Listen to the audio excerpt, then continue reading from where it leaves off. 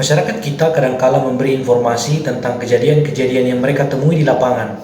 Kejadian-kejadian itu kadangkala berkaitan dengan indikasi terjadinya sebuah pelanggaran pemilu. Namun, masyarakat tidak mau atau tidak berani menjadi pengadu. Ada banyak hal di situ. Mereka tidak mau diketahui identitasnya bahwa mereka lah yang melaporkan kejadian itu kepada pengawas pemilu. Nah, apa yang sebaiknya kita lakukan sebagai pengawas pemilu dalam menerima informasi-informasi tersebut? Dalam video kali ini saya akan membahasnya.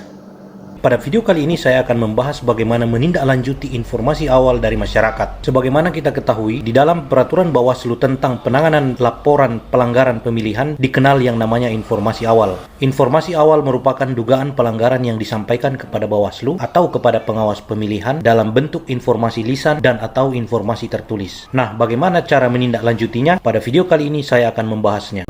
Subscribe dan aktifkan notifikasi untuk terus bersekolah.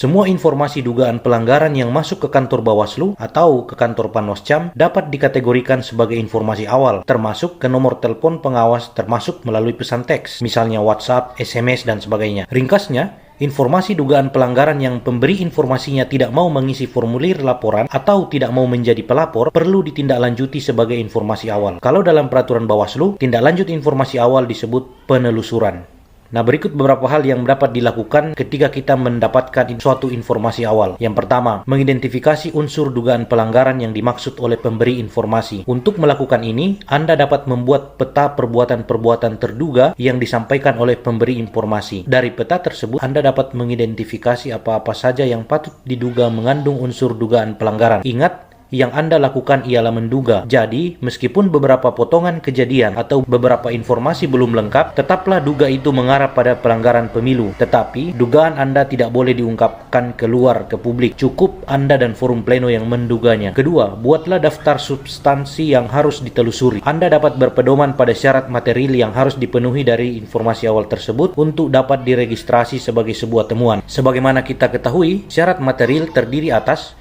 peristiwa dan uraian kejadian, tempat peristiwa terjadi, saksi yang mengetahui peristiwa tersebut, dan bukti. Pada bagian peristiwa dan uraian kejadian, buatlah beberapa daftar pertanyaan. Di sini misalnya, perbuatan apa yang diduga melanggar, siapa yang melakukan perbuatan tersebut, siapa yang membantunya melakukan perbuatan tersebut, adakah orang lain yang melihat dia melakukan perbuatan tersebut, bagaimana cara ia melakukannya, apa benda yang digunakan untuk melakukan perbuatan tersebut, kapan perbuatan itu dilakukan, dan seterusnya. Daftar pertanyaan ini dapat berkembang tergantung dugaan pelanggaran apa yang dilakukan, apakah pelanggaran pidana, administrasi, kode etik, atau pelanggaran hukum lainnya. Jika ada pertanyaan yang belum terjawab dari peta informasi yang Anda sudah buat sebelumnya, maka daftarlah itu sebagai substansi yang harus ditelusuri lebih lanjut. Pada bagian tempat peristiwa terjadi, saksi yang mengetahui peristiwa tersebut, dan bukti, jika peta informasi awal tadi tidak memuat ini, maka masukkan dalam daftar substansi yang harus ditelusuri. Jika informasi ini sudah ada pada peta informasi yang sudah Anda buat, maka Anda tidak perlu memasukkannya ke dalam daftar substansi yang harus ditelusuri. Yang ketiga, lakukan perencanaan langkah penelusuran.